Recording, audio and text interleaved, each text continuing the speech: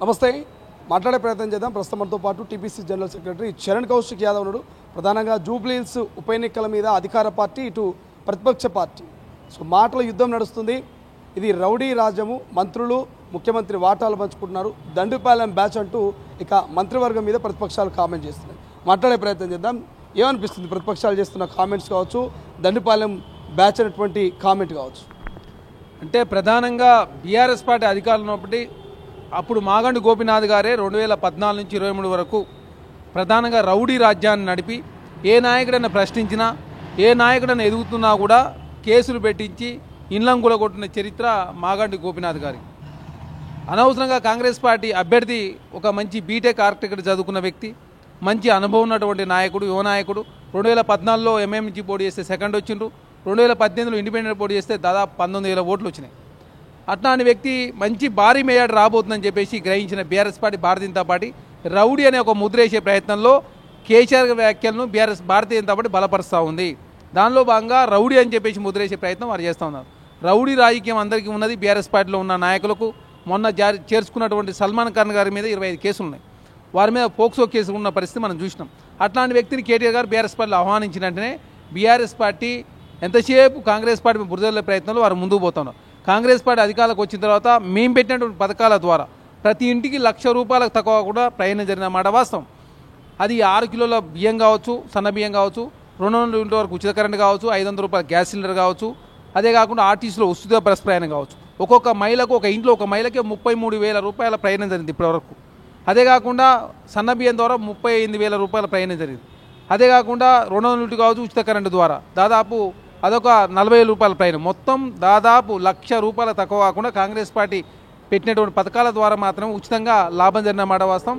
అది కాకుండా 5 లక్షల ఉన్నటువంటి ఆరోగ్యశ్రీ 10 లక్షలు చేసారు. అది అదనంగా సమైక్య రాష్ట్రంలో పథకాలు కావచ్చు, కేసీఆర్ గారు తీసుకొచ్చిన పథకాలు కావచ్చు, అవి కాకుండానే కాంగ్రెస్ పార్టీ తీసుకొచ్చిన పథకాల ద్వారా ₹1,00,000 అంటే ఇప్పటివరకు జూబ్లీస్లో 333,52,00,000 రాష్ట్ర ప్రభుత్వం ఖర్చు పెట్టింది. అది కాకుండా జూబ్లీస్ డెవలప్మెంట్ కోసం ₹200 కోట్ల, అంటే దాదాపు ₹500 కోట్ల ప్రయాణం జరిగింది. 10 సంవత్సరాల కాలం పాటు బీఆర్ఎస్ పార్టీకి ఇస్తే ఏమీ చేయలేదు. 6 సంవత్సరాల కాలం పాటు కిషన్ రెడ్డి గారు కేంద్ర మంత్రి ఉండి జూబ్లీస్ కనీసం నవోదయ స్కూల్ కానీ, సికింద్రాబాద్ పార్లమెంట్ కానీ, హైదరాబాద్ జిల్లాకు కానీ, తెలంగాణ రాష్ట్రానికి కానీ భారతీయ జనతా పార్టీ ద్వారా వచ్చిన ప్రయాణం ఏమీ లేదు. ఈ 6 సంవత్సరాల కాలంలో కేంద్రం నుంచి వచ్చింది 6,000 కోట్లు మాత్రమే అదనంగా. కాబట్టి భారతీయ జనతా పార్టీ చూసిరు, బీఆర్ఎస్ పార్టీ చూసిరు. కాబట్టి ఒకసారి కాంగ్రెస్ పార్టీకి అవకాశం ఇస్తే డెవలప్మెంట్ చూపిస్తామని చెప్పి చాలా స్పష్టంగా. అభ్యర్థి రౌడీ బ్యాక్గ్రౌండ్ ఉన్నటువంటి అభ్యర్థి, రౌడీ షీట్ ఓపెన్ ఉన్నటువంటి వాళ్ళ డాడీకి సంబంధించినటువంటి బ్యాక్గ్రౌండ్, ఇదంతా కూడా అది రౌడీ రాజ్యం నడుస్తుంది. ఒక రౌడీకి టికెట్ ఇచ్చిన అనేది ప్రతిపక్షాలు చెప్తున్నాయి. ఏకీభవిస్తారా ప్రతిపక్షాల మాటని? టీఆర్ఎస్ పార్టీ చిన్న శ్రీశైలం యాదవ్ గారిని జాయిన్ చేసుకురు. చిన్న శ్రీశైలం గారికి సంబంధించినటువంటి కారుని, రథాన్ని ఆనాడు కేసీఆర్ గారు తీసుకురు. కవిత పెళ్లి కోసం సాయం కూడా వారే తీసుకున్నారు. మరి అప్పుడు రౌడీ అని మీకు గుర్తు రాలేదా? ఎప్పుడు 2002 ఆ ప్రాంతంలో. ఇప్పుడు రౌడీ అని చెప్పి ఎందుకు ముద్ర వేస్తూ ఉన్నారు? 50,000 మెజార్టీ తక్కువ కాకుండా నవీన్ యాదవ్ గెలవబోతూ ఉన్నాడు. BRS party, Bharatiya Janata party అక్కడ ఓడిపోతూ ఉంది. కంటోన్మెంట్ ఫలితం కన్నా డబుల్ ఫలితం రాబోతూ ఉంది. కాబట్టి ఎక్కడ కాంగ్రెస్ పార్టీ మంచి పేరు వస్తుందని చెప్పి దురుద్దేశంతో రౌడీ అని ముద్ర వేసే ప్రయత్నంలో బీఆర్ఎస్ పార్టీ ముందుకు పోతూ ఉంది. కాంగ్రెస్ పార్టీ అభివృద్ధి నమ్ముకుంది. బీఆర్ఎస్ పార్టీ ఓన్లీ పేక్ ప్రచారాన్ని నమ్ముకొని యూట్యూబ్ ఛానల్ అడ్డం పెట్టుకొని నవీన్ యాదవ్ గారి మీద విషం చిమ్మే ప్రయత్నం, కాంగ్రెస్ పార్టీ మీద విషం చిమ్మే ప్రయత్నం, మహిళల పేరు మీద రాజకీయం చేసే ప్రయత్నం బీఆర్ఎస్ పార్టీ చేస్తూ ఉంది. కాంగ్రెస్ పార్టీ అభ్యర్థి 50,000 మెజార్టీ తక్కువ కూడా గెలవబోతూ ఉన్నారు. వారి కుటుంబం అక్కడ సుపరిచితం, అందరికీ తెలుసు. అక్కడున్న ప్రజలందరూ కూడా నవీన్ యాదవ్ గెలిపించే ప్రయత్నంలో ముందుకు పోతూ ఉన్నారు.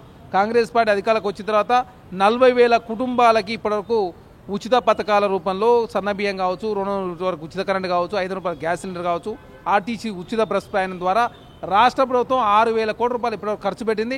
హైదరాబాద్లో 2,000 ఎలక్ట్రికల్ బస్సులు కొనుగోలు చేస్తూ ఉంది రాష్ట్ర ప్రభుత్వం. కాబట్టి ఇవన్నీ మంచి పథకాలు. కాంగ్రెస్ పార్టీ ఎక్కడ మంచి పేరు వస్తుందో, కాంగ్రెస్ పార్టీ ఎక్కడ భారీ మేయాట వస్తుందో అని చెప్పేసి నవీన్ యాదవ్ గారి మీద బురదల్లే ప్రయత్నం బీఆర్ఎస్ పార్టీ చేస్తూ ఉంది. Right, thank you so much. మొత్తం మీద 50,000 మెజారిటీతో నవీన్ యాదవ్ జూబ్లీహిల్స్లో గెలవబోతున్నాడంటూ చరణ్ కౌశిక్ యాదవ్ చెప్తా ఉన్నాడు. ఇప్పటికీ అధికార పార్టీ ఇంటింటికి తిరుగుతూ ఉంది, నిత్యం ప్రజల్లో ఉంటుంది, ప్రచారాన్ని ముమ్మరం చేస్తుంది. కేవలం 10 రోజుల సమయం మిగిలే ఉంది.